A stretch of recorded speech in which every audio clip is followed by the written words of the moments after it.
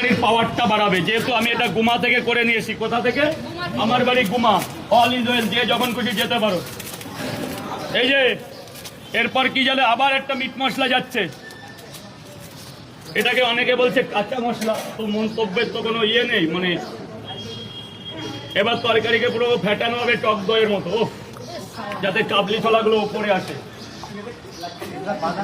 হ্যাঁ হ্যাঁ, এই যে এটা হচ্ছে সেই ভাজা বাদাম।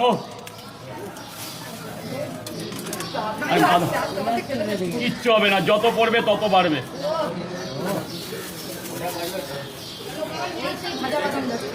এটাই সেই ভাজা বাদামটা পুরো মিষ্টি। না খেয়ে দেখো, বাদামটা মুখে দাও, মুখে দিয়ে ওদের সামনে বলো কেমন।